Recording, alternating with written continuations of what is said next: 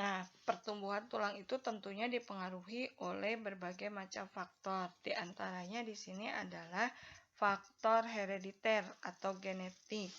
Nah, di sini gen itu adalah sesuatu yang sudah ada di dalam sel kita dan gen ini bersifat menurun. Artinya, tinggi badan seorang anak secara umum akan mengikuti tinggi badan orang tuanya. Ini kalau kedua orang tuanya tinggi dan bersifat dominan, maka maka kemungkinan besar anaknya pun akan tinggi. Sementara kalau orang tuanya dua-duanya pendek dan bersifat dominan, maka kemungkinan besar anak-anaknya pun akan pendek. Itu faktor herediter, jelasnya nanti di kelas 12. Yang kedua adalah faktor nutrisi. Nah, nutrisi di sini tentunya adalah suplai, baik bahan makanan ataupun bukan baik, yang pasti adalah bahan makanan. Faktor nutrisinya adalah suplai bahan makanan yang mengandung kalsium, fosfat, protein, vitamin A, vitamin D. Itu adalah suplemen-suplemen yang penting untuk pertumbuhan tulang dan menjaga kesehatan tulang. Itu sebabnya mengapa kita disarankan untuk berjemur. Karena di dalam tubuh kita sebetulnya sudah ada provitamin D. Dengan kita berjemur mendapatkan sinar matahari, maka provitamin D tadi dirubah menjadi vitamin D. Sehingga vitamin D tadi dapat dimanfaatkan oleh tubuh untuk bisa mempertahankan kesehatan tulang dan membantu pertumbuhan dari tulang. Yang ketiga adalah faktor endokrin atau faktor hormon. Di antaranya ada hormon paratiroid atau PTH.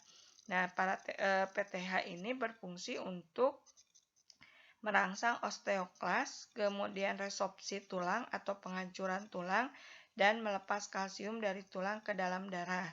Kemudian merangsang absorpsi atau penyerapan kalsium dan fosfat dari usus, serta reabsorpsi atau penyerapan kembali kalsium di tubulus renalis pada ginjal. Sementara yang kedua adalah hormon tirokalsitonin. Nah, hormon tirokalsitonin ini akan bekerja dengan cara menghambat reabsorpsi tulang. Kemudian yang ketiga, hormon somatotropin. Nah, hormon somatotropin ini bekerja mengendalikan pertumbuhan tulang, terutama pemanjangan tulang pipa. Jadi ketika kelebihan hormon somatotropin, ini akan menyebabkan gigantisme atau tumbuh menjadi raksasa. Nah, kalau kekurangan hormon somatotropin, kebalikannya akan menyebabkan kerdil atau menjadi boncel.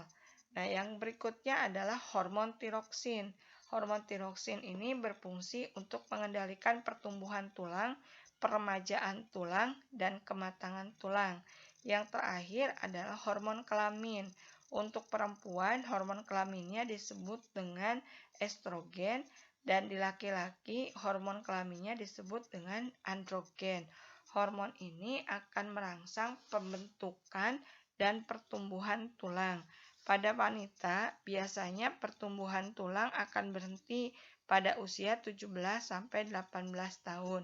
Sedangkan pada laki-laki, pertumbuhan tulang maksimal bisa terjadi di usia 18 sampai dengan 20 tahun.